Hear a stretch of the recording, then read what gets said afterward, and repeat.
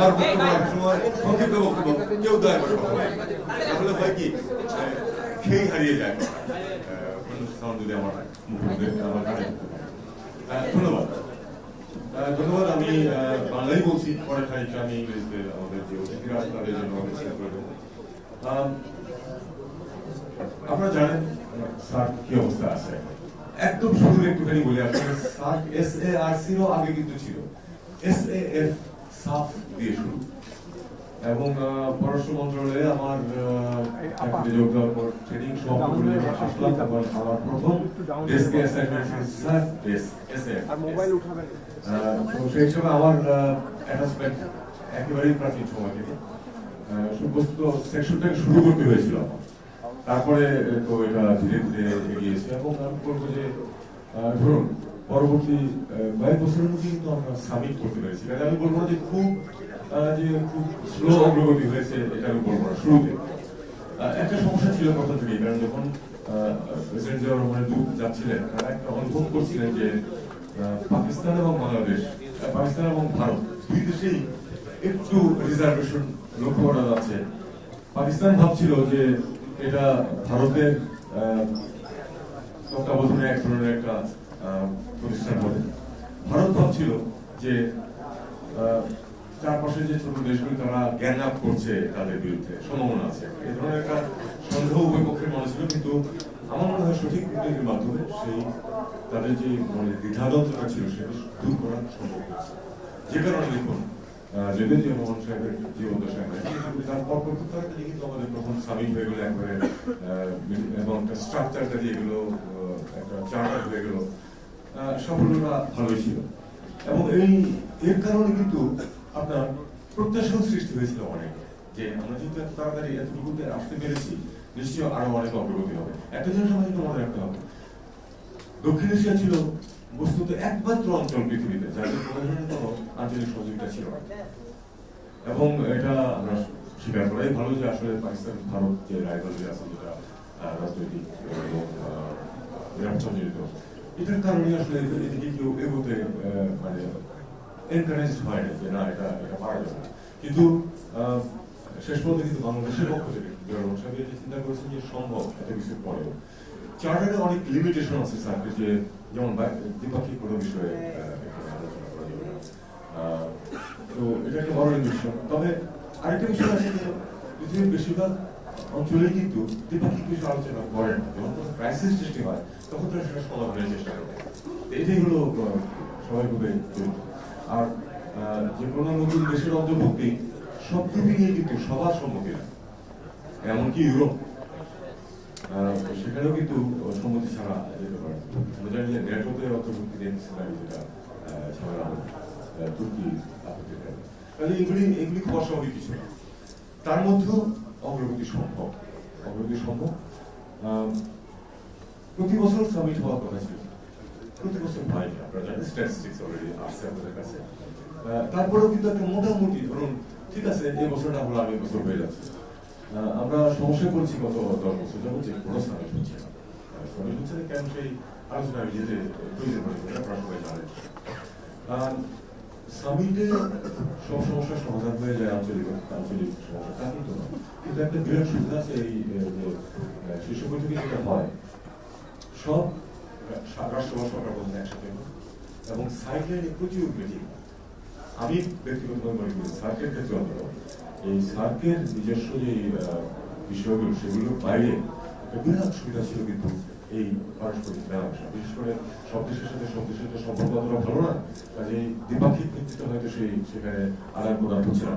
কিন্তু যেটা হতো যে সার্ক সামিটে গিয়ে তারা প্রত্যেকের সাথে দেখা করতে, ঠিক আছে সমস্যা আছে কিছু, তো অন্তত সেটাকে স্থিমিত করার ব্যবস্থা, সমাধান না হোক অন্তত ফ্লেয়ার আপ না করে, সেক্ষেত্রে এই যে এটা হতো সবগুলো দেশের মধ্যে আপনি চিন্তা করেন 8টা দেশ কিন্তু 56টা বেরিয়ে কিন্তু হয়েছে। তো এটা খুব কাজে লাগতো। সেটা থেকে আমরা বঞ্চিত হচ্ছি। আমি মনে করি যে 10 বছরে আমাদের এই অঞ্চলের জন্য বড় ক্ষতি হয়েছে ওটাই, যে আমাদের রাষ্ট্রভাষা দেখা সাক্ষাৎ একেবারেই হচ্ছে না। সবকিছুর পরেও দেখা সাক্ষাৎ হলে আমাদের আগে যারা তারাই বলছেন সবকিছুর পরে দেখা সাক্ষাৎ হলে এক ধরনের একটা বন্ধুত্বের বাতাবরণ সৃষ্টি হয়। এই জিনিসটা থেকে আমরা বঞ্চিত হয়েছি। এখন হয়েছি তো এখন সামনে তাহলে কি হবে? একটা দীর্ঘ সময় ধরে যে কোনো সামিট হচ্ছে না, এবং সত্যিকার অর্থে কোনো সামিট না, শুধু মন্ত্রী পর্যায়ে সভা হচ্ছে না, পররাষ্ট্র সচিব পর্যায়ে যে স্ট্যান্ডিং কমিটি সেটা সভাপতি হচ্ছে। কাজে শুধুমাত্র টেকনিক্যাল কমিটিগুলো এবং সচিবালয়ের পক্ষে সম্ভব।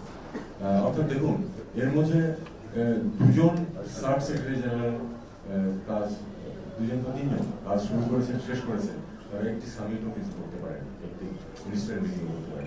এটা তাদের জন্য এক ধরনের সব দেশের জন্য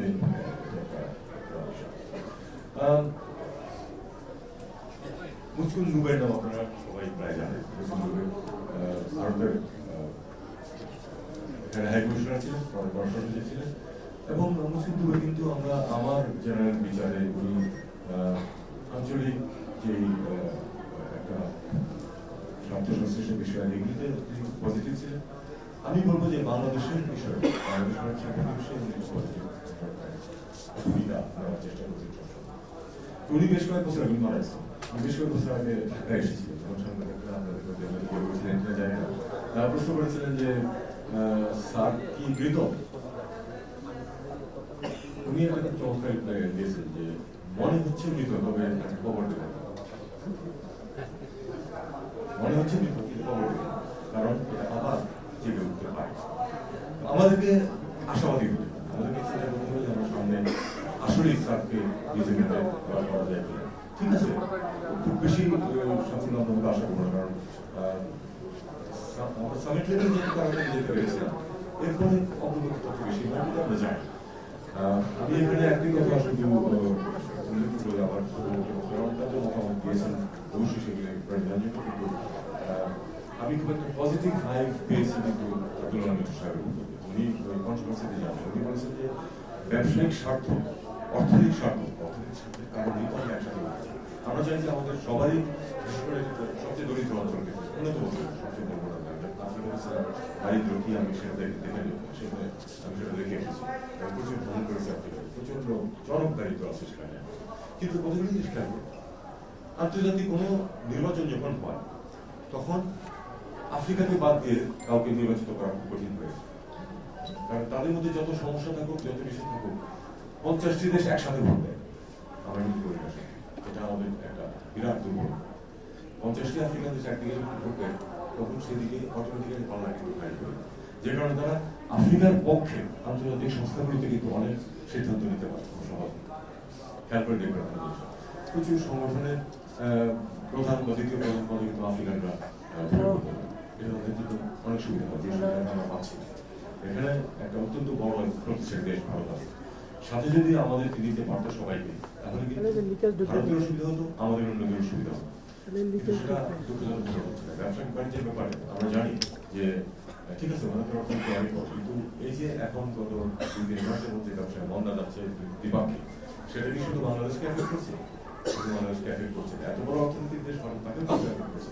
পরিমাণটা হয়তো প্রপোর্শনালি হয়তো অত বেশি না, কিন্তু এফেক্ট কিন্তু করছে। আপনি কলকাতার অর্থনীতি, পশ্চিমবঙ্গের অর্থনীতি যথেষ্ট ক্ষতিগ্রস্ত হচ্ছে এই কারণে।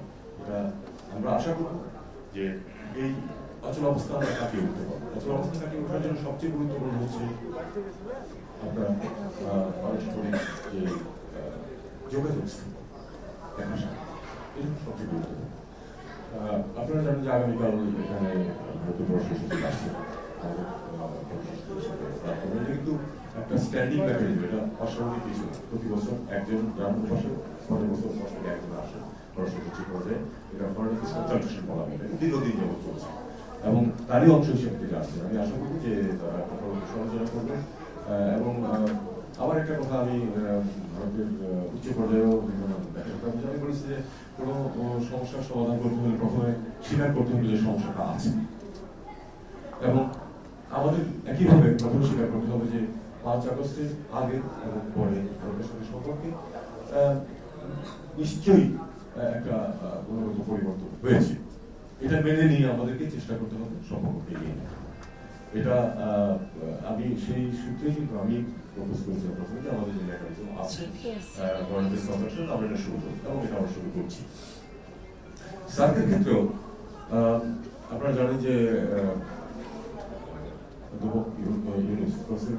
অত্যন্ত পজিটিভ উনি চান সত্যি সত্যি চান যে এই জিনিসটা আমরা রিভাইভ হোক এবং আমরা আবার একটা আঞ্চলিকভাবে একটা স্বাভাবিক সম্পর্কে ফিরে যাই। এটা হচ্ছে না, এটা আমাদের শুরু করতে গেলে আবার কিন্তু একবারে আমরা সবকিছু করে ফেলতে পারবো, চিন্তা না করাই ভালো। এটার সার্টেন কিন্তু মানে যে দেখা সাক্ষাৎ বা মিটিং তার কিন্তু আমার তিনটা স্টেজ আছে, 4টা স্টেজ। সবচেয়ে নিচে হচ্ছে জয়েন্ট সেক্রেটারি পর্যায়ে, সেগুলি কিছু কিছু হচ্ছে এখন। কিন্তু আমাদের যদি উত্তরণ করতে হয় তাহলে প্রথমে করতে হবে যে সহজে পড়াশোনা স্ট্যান্ডিং কমিটি আছে, তার একটা মিটিং আমাদের করতে হবে। আমরা এখন চেষ্টা করবো সেটা করার জন্য আমরা সবাইকে আমাদের আমরা এই পর্যায়ে পক্ষে স্ট্যান্ডিং কমিটি মিটিং করে ফেলি। স্ট্যান্ডিং কমিটি মিটিং না হলে সমস্যা হয়, সাব সেক্রেটারিদের পক্ষ থেকে টেকনিক্যাল কমিটির পক্ষ থেকে যেগুলি সিদ্ধান্ত হয় তারা কিন্তু সেই সিদ্ধান্ত করতে পারে। স্ট্যান্ডিং কমিটির ক্ষমতা আছে অনেক অনেক কিছু ব্যাখ্যা করে।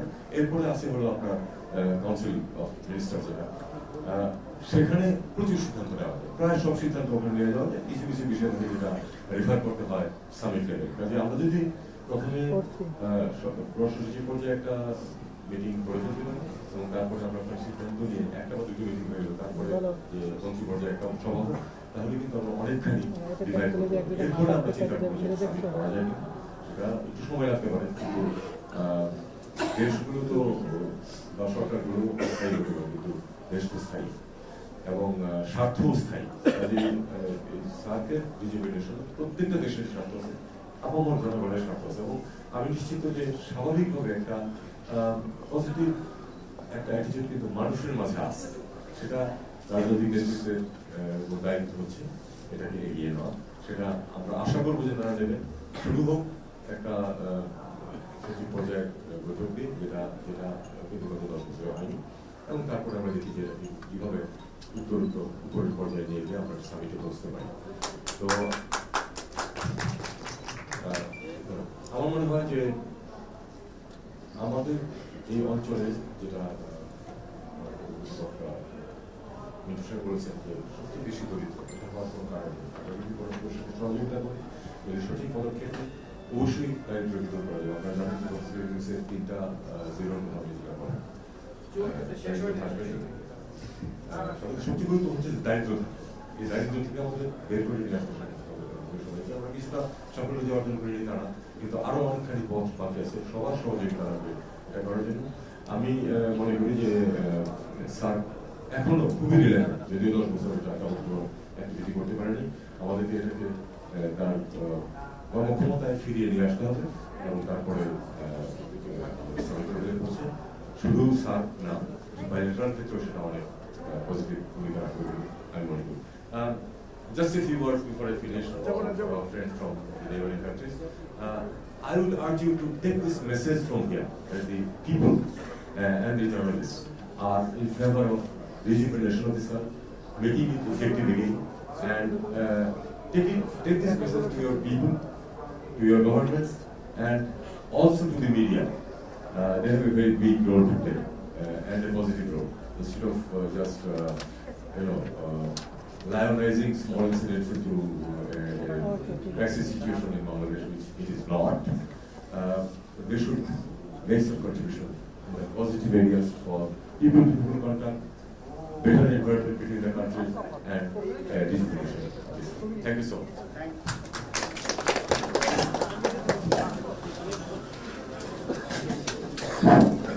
অনেক ধন্যবাদ। আজকের অনুষ্ঠানের প্রধান অতিথি এখন সভাপতি দিবেন, বক্তব্যের মধ্য দিয়ে আজকের অনুষ্ঠান শেষ হবে। আজকের অনুষ্ঠানের সম্মানিত সভাপতি জনাব